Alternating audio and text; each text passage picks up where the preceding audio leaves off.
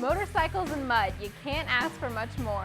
This week's episode of Lucas Oil on the Edge is going all out with the open nitromethane spewing hill climbers and the super modified mud bogs. If you like it dirty, you're not going to want to miss this one.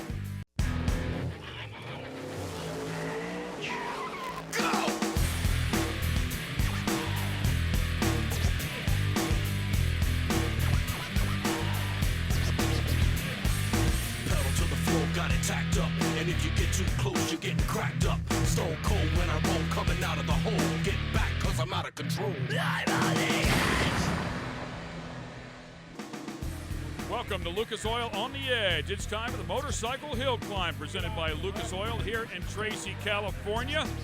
Awesome machines are about to take the face of this mountain, and even better riders. Big time horsepower and a ton of skill. Yep, you've got to wear all the safety gear, but even that won't protect you in some of these instances. Of course, Rob Clever's going to help us out with the entire event here. He is standing down trackside. More on the hill climb. Let's go to Rob. Guys, Cycle Gear Hill, it is an awesome facility here, and we are going to see a lot of action here today in Tracy, California. But let's talk about this hill. 500 feet from bottom to top, about 60 to 65 degrees of banking, we'll call it, as these riders are going to have to battle the elements. Yes, a very treacherous hill, but rain in the forecast. We're going to have a lot of precipitation here today. It's going to get muddy. It's going to be exciting. A lot of rooster tails here today at Tracy. All right, there's two different rounds here. This is the open category. Travis Whitlock, one of the best, and I'll tell you, as they come up here, it is just one big name after another. The long swing arms, the big tires digging hard, nitro in the tank, and some of these machines, they are wild. As you can see, it's busy. And Whitlock is one of the absolute best in the business. And look at the control of that machine as he finishes up with a 16.63. Yeah, I would expect these guys to get down into the 14-second range, certainly 15 to say the least. Eisenheimer stands on the throttle here as he dumps the clutch, slings a huge rooster tail. A lot of rider control. I mean, this thing's all about finesse, body English. Working that throttle is most important thing you got to do right here. And you got to make it all the way to the finish line to get a 16.23 ED slip. By the way, that was a 1428cc Kawasaki four-cylinder and CR what's-his-name's bike, which is what they call him from time to time. This is Ryan Dix right here with a Yamaha 800cc motor inside of that one, and he's struggling a bit. But one of the best saves I think I have ever witnessed before. Ryan, again, one of the best in the business, has quick time so far. Not a game for the faint of heart as we watch this one more time, the Lucas Oil Instant Replay. Watch this. I mean, this is a big moment to say the least. Hold on to it. Still digging on the throttle.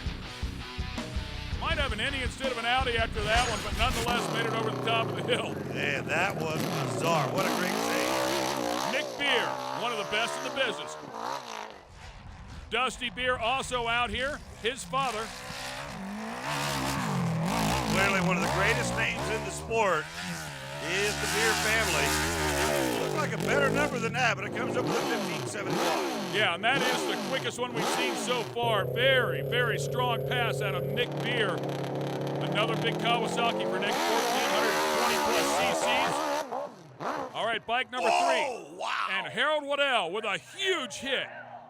Wow, man. Gets off to the side, looks for a different starting position to get out of the rut. And it slings him off almost immediately. That thing was wide open right there, man, I'm telling you. Helmet cam will tell it all. Boy, and he just hooked a rut on the outside of that, and it dumped him off. A hard hit. What it out. Don't go anywhere. We've got lots more Lucas Oil on the Edge action when we come back. This Lucas Oil on the Edge telecast is being brought to you by Lucas Oil, made in America, sold to the world. General Tire, anywhere is possible. Erickson tie downs and tow straps. Tie it, tow it, move it. Welcome back to Lucas Oil on the Edge. If you're looking at this hill, you might not think it's that steep, but I guarantee if you tried to climb it, you'd be slipping and sliding the whole way. It's amazing that these guys have been able to maneuver their motorcycles up this hill. We've already seen some of the heavy hitters in round 1, but there are still a number of tough veterans like Dusty Beer and Robbie Peterson ready to take on the hill for the first time. Jason Smith is up next. Bike number 8. And Jason Smith now is the brother-in-law to Ryan Dix. This is actually Ryan Dix's motorcycle. Boy, there's that spot one more time. And another great save for Jason here.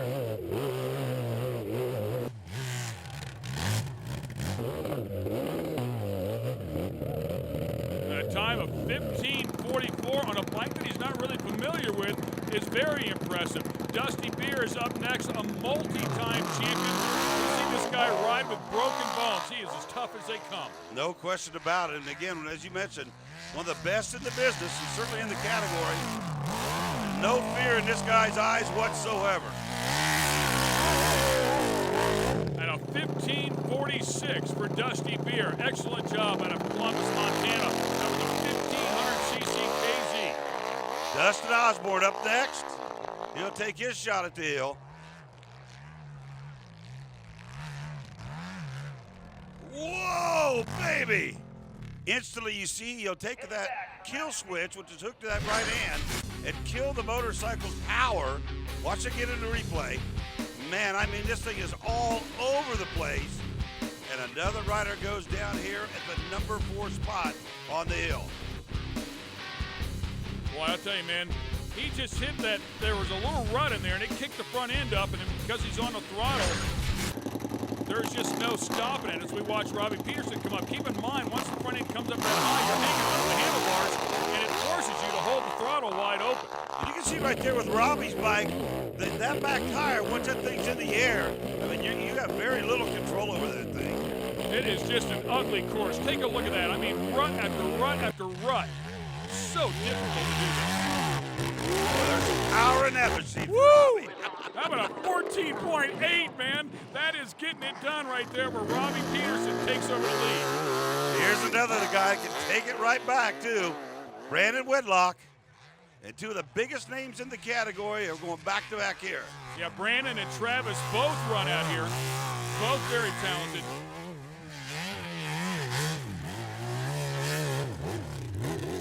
And 17.87 will not get him to the top of the pack today. Brett Peterson, you can see the chain on the rear tire trying to get some grip. Boy, just so pipey, man. These things make so much power.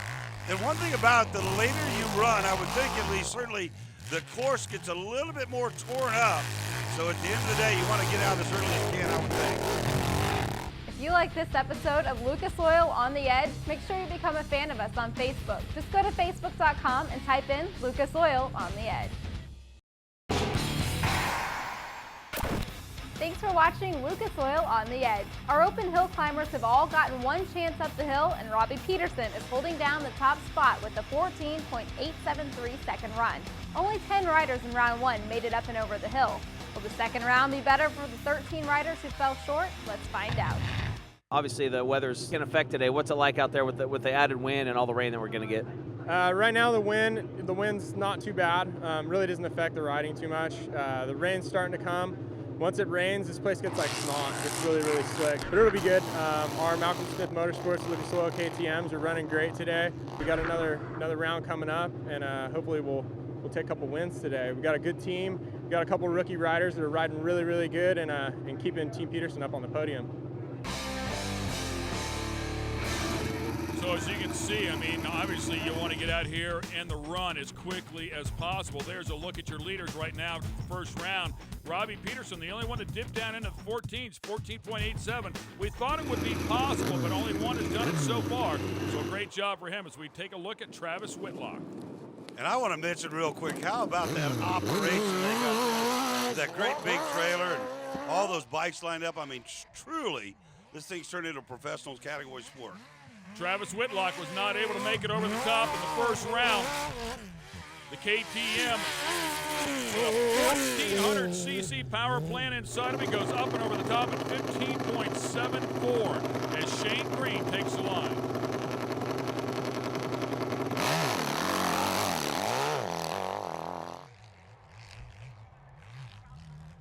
just a grunt motor. You could hear that thing as he throttled down. Yeah, that thing a little bit more of a torque mode. Oh, man! Boy, just a violent wreck right there for Shane Green. Went 472 in the first effort here, about 545 feet or so. Everything looking fairly decent and got right there, and man, it just kicked him off. We'll see if we can get a little better look at it here. Yeah, he wasn't too far from being at the top of the hill, and all of a sudden, man, just that quick, it just spits him right off, and he does a header. Just a violent sport, man. Wow. Mad respect for everybody that gets out here and climbs on one of these monsters as Jason Smith is next. And again, a bike that Jason doesn't even own. It actually belongs to his brother-in-law, Ryan Dix. The horsepower is just unbelievable out of these things. Made it up in a little over 15 seconds of first effort. Man, he hit that hump right there kind of off. He's going to do it again. How about that, man? Wow, what a run. 13.91 seconds. He takes the lead. Man, that was picture perfect. Watch it from the helmet cam here. We'll listen.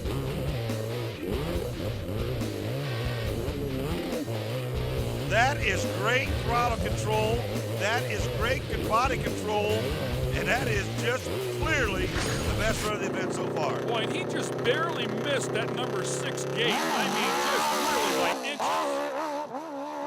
Harold Waddell on the throttle here.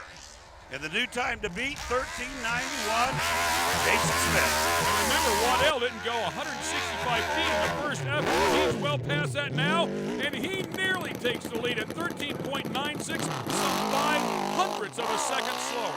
Unreal that it's that close on that type of a hill. I would have thought this thing would have been slower, but it's actually much quicker this round by. Dusty Beard trying to get up there in the hunt. And not going to make it happen here. He'll hang on to his first effort, which was a bit better at 15.46. Brett Peterson up once again. And this normally in Dame you'll see right up at the top between himself and Robbie Peterson.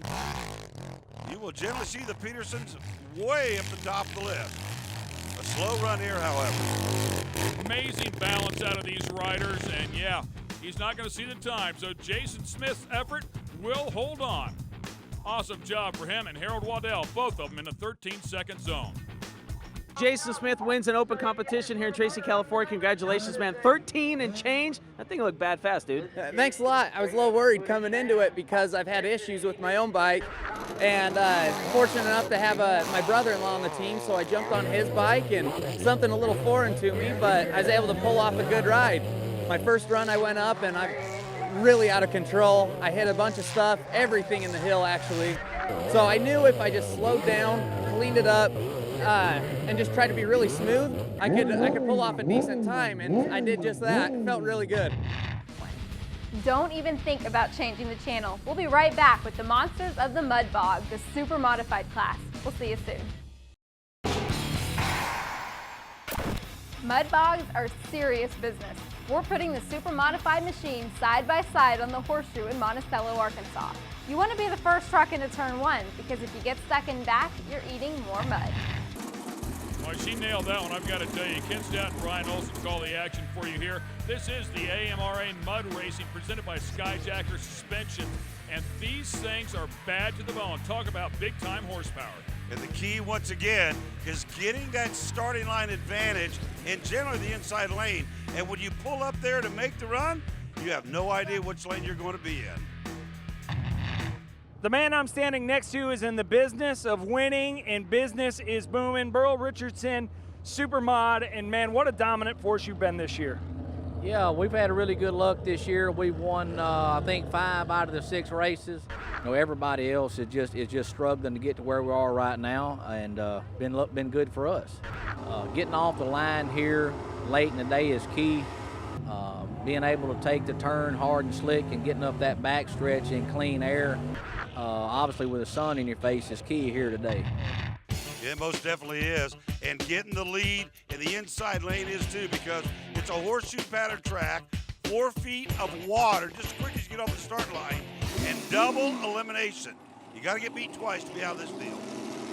AK-47. Burl Richardson on the outside. We'll find out if he can make it work, and he's in trouble already. Yeah, we mentioned right at the hip, Ken, that inside lane's where you want to be. And in this particular run, Burl is no. Oh, Burl's got a shot. Can he try it? Burl almost high sides it. Woo! He's gonna win that thing. What a start. Both guys hooking the edge on those things, and Burl came as close as you could come to flipping one and not doing it. Ken Berry had the early lead. Ken Berry just really jacks him right off the starting line as Burl struggled, but then Ken Berry did this. This is the tough part of the course. We've seen it before. Berry knew going in, as we watch this thing again, look at Burl. I mean, how that thing didn't go over, I have no clue. Gets back on the throttle and wins the round. Yeah, that's what I love about it. The second he knew it wasn't going to flip, man, he was standing in the throttle. Brandon Cables and Jacob Lawrence coming up next, fast and furious on the inside. There's some power right there. Listen to the RPM these things make. And we saw on the side of that AK-47, 640 cubic inches. These guys are not playing around. You can just tell by listening. The RPM range on these things, they got a lot of horsepower. Whoa! Oh, man. Man. They are playing with danger here today. And the first two pair, three of them up on two wheels. What a wild ride. Lawrence is actually the second off the starting line. Then that thing moves right directly toward the middle as they make their way into the deep part of the course. And Lawrence, man, he uses that guardrail. But watch this. How that thing did not get upside down, Ken, I don't have a clue. Boy, he turned right, stood on the throttle, it yanked the front end back underneath it. What an awesome save. First on the scene, so to say, Jacob Lawrence. I got to tell you, man, what a beautiful save down that guardrail. What happened? Woo. Man, I got sideways and dirt tracked it. It felt real good coming out of the curve. And when I overcorrected it, my RPM just threw me back in the inside lane. And, man, that's all I could do to be here with you right now. Look at the side of those eyeballs. You see that? Here comes Burl Richardson and Robert Allen in the door. And Burl has trouble getting off the starting line again. Last time he dodged a bullet, he got lucky. I don't know if that's going to happen here twice.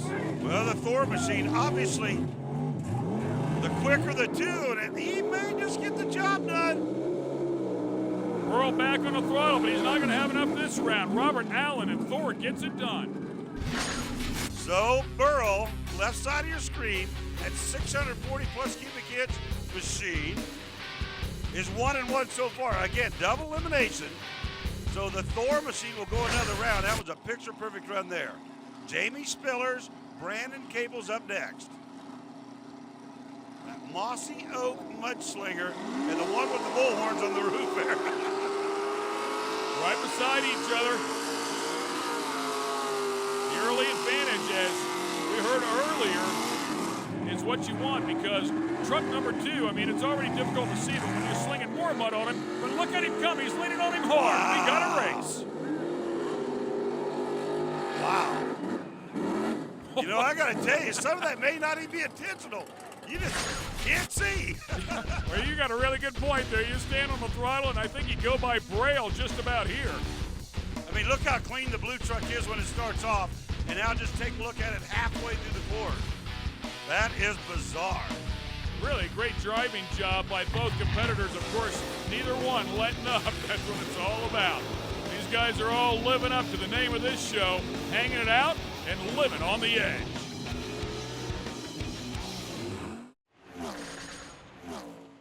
This Lucas Oil On the Edge telecast is being brought to you by Lucas Oil, made in America, sold to the world. General Tire, anywhere is possible. Skyjacker Suspensions, the leader in leveling kits, sports lifts, and suspension kits. All right, time for the semifinals. Burl Richardson and Jacob Lawrence going at it. And Burl once again on that right lane as you're coming this way, and he got the jump, and that is very much a rarity coming from that right lane of the racetrack. But Burl, who's dominated this season, needs this round win because he's already had one loss in a double elimination tournament. And it looks like that left front tire might have slung off the wheel, but you can see on his start, he gets a whole shot right here, knowing that he he's in danger of being eliminated, and the second he gets the lead, watch him chop down to the bottom of this turn to try and eliminate his competition. And one thing he's definitely doing is Robert Allen and Jamie Spiller's good here. Man, once you start throwing that mud on your opponent's windshield, there are a lot of things that happen. And Allen's going to take the lead here from the outside lane as well. Boy, we haven't seen that happen much, but definitely different here in the Supermod category. So Allen winning both times he's been out here so far in this particular event. Another solid effort from the outside lane. Yeah, the Thor machine, the bright red Ford truck, and the mossy oak mudslinger there with the horns on the roof. This is a great matchup, but again, out of that right lane, Ken, something we don't see that often, Thor takes the win. And that replay was courtesy of General Tire. So take a look at it here. Robert Allen, no losses.